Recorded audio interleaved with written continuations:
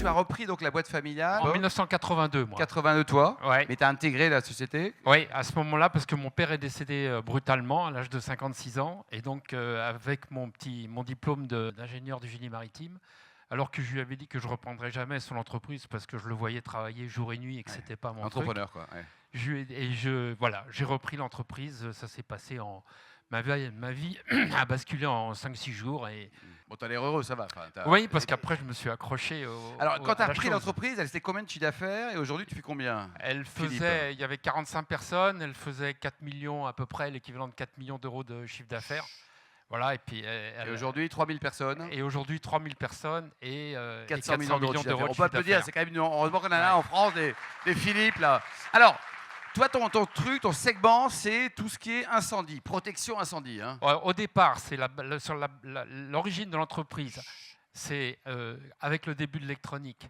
C'est la détection incendie. C'est-à-dire, je détecte qu'il va y avoir un incendie. Et on a étendu, à partir de ça, à tous les métiers qui vont permettre de mettre en sécurité l'ensemble du bâtiment. Donc, la sonorisation de sécurité, l'extinction automatique, les différents moyens d'extinction automatique, le désenfumage. L'évacuation, enfin tout ce qui va permettre de finalement vous mettre en sécurité sur des sites comme le Louvre, le musée du Louvre. Mais ça, c'est pas terrible. Hein, voilà. Ouais. Non, la sécurité incendie du musée du Louvre. Ah, je sais qu'il n'a pas cramé celui-ci. Est-ce que tu as été le tunnel sous la Manche, par exemple, Philippe? Le tunnel sous la Manche, exactement. Le tunnel sous la Manche, c'est un projet qui est équipé en DEF, où les centrales nucléaires, comme les centrales, les EPR en Angleterre ou en Chine ou... Voilà, sont équipés Notre-Dame. Et Notre-Dame, là, au moment de l'incendie, après l'incendie de Notre-Dame, on a été très très vite appelé pour faire un système de détection incendie provisoire. Et puis ensuite, on a refait toute la sécurité incendie de la reconstruction de Notre-Dame qui va jusque dans la flèche. C'est-à-dire qu'y compris la flèche est protégée. Ça ne crame pas une flèche, Sylvie? Si, parce que c'est tout du bois. Ah, jusqu'en haut, c'est du bois recouvert de plomb, mais c'est du bois. C'est du bois, quoi. Et voilà. Aujourd'hui, donc, alors, c'est pas un groupe, tu t'appelles Réseau.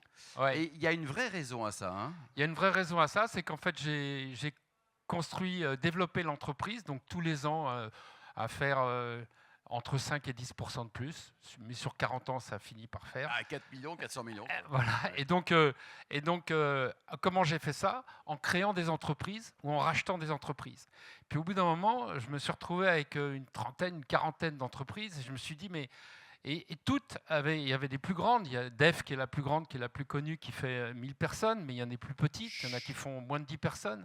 Et elles ont toutes une importance, une compétence et une expertise particulière.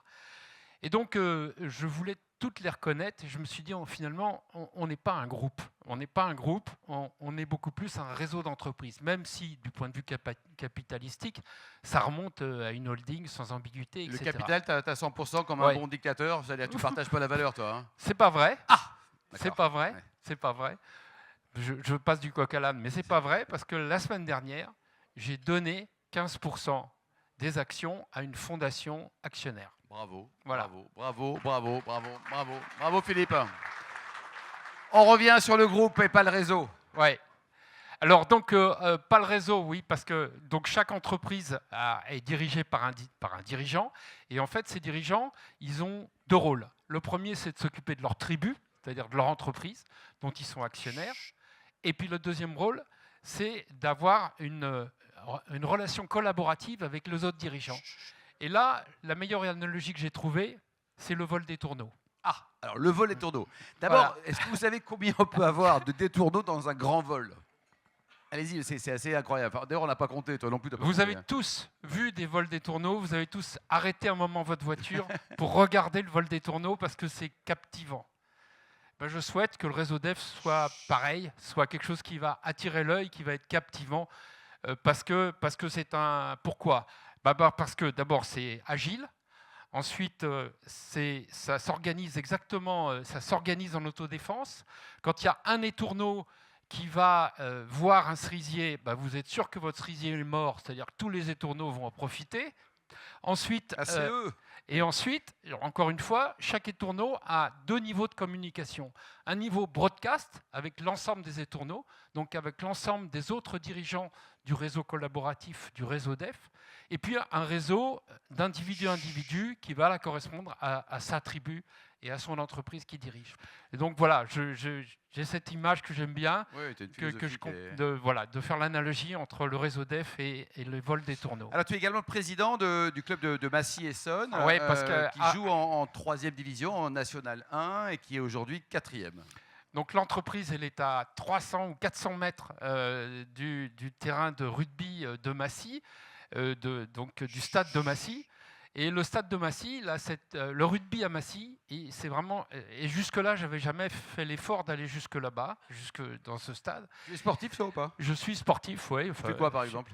Je cours, je nage, je fais du rugby avant dans ma jeunesse. Et donc, en fait, la particularité de Massy, c'est que c'est à l'âge pour tous les enfants des écoles primaires, en CE2, en CM1 et en CM2, ils font tous au moins 9 sessions de rugby. Et du coup, Massy a créé comme ça un centre de formation qui est une référence en France. Ah, excellent, ouais, excellent. Et Bastaro, ça doit vous dire quelque chose. Massy. Plus récemment, Michael Guyard, Massy. Léo Barré, Massy. Et il y en a toujours. Donc en fait, tu crées les gens et après on te les pique pour aller au Racing ou au Stade Français. C'est Thomas Lombard qu'on embrasse. Mais la particularité, c'est que ces gens-là, ils ont été éduqués par le club dans les quartiers. C'est-à-dire, Massy n'a aucun intérêt comme ville. Aucun. C'est vrai. Il y a une gare TGV. Qui habite Massy, juste pour voir ce qu'on n'a pas d'intérêt là? Massy n'a aucun intérêt. Elle a un intérêt. Peu d'intérêt, mais elle a un intérêt. C'est qu'il y a une population extrêmement variée. Mixité. Il y a une grande mixité sociale et qui est montée en flèche après les années 70. Un. Et deux, il y a des belles entreprises. Le siège de Carrefour Monde est à Massy. Est-ce qu'ils sont sponsors? Oui. Bon, très bien. Pas assez, mais Bravo, ils sont sponsors. Ouais. Safran, Thales, il y a des entreprises dans le Cantique. Il y a cette variété à Massy, à la fois qui va de la population des quartiers jusqu'à ces belles entreprises. Et donc le défi que j'ai voulu relever, après toute l'histoire du club arrivé jusque-là, c'est de faire en sorte qu'on crée autour du rugby, on reconnaisse le rôle d'éducation populaire en fait qu'a eu ce club, et qu'on y agrège des entreprises qui vont pouvoir, j'ai mis une RH dans le club, qui vont pouvoir recycler ou permettre à ces sportifs d'avoir une carrière de reconversion dans l'une des entreprises illustres qui sont à Massy. Et sportivement, tu as une ambition de remonter en Pro D2? Alors, sportivement, on a une saison qui est pas mal. On voulait être dans les 6 premiers, on est 4e. On va faire les phases finales là, dans les jours qui viennent. Et on a l'ambition l'année prochaine de monter en Pro D2. Et quand vous verrez Massy en Pro D2, c'est le seul club de banlieue qui existe et qui est en Pro D2 et qui, par rapport au Racing, au Stade Français, qui sont les 2 gros concurrents locaux, eux, ils sont beaucoup plus dans le sport business, avec des budgets qui n'ont rien à voir avec celui de Massy. Et Massy, il a une petite couleur un peu différente.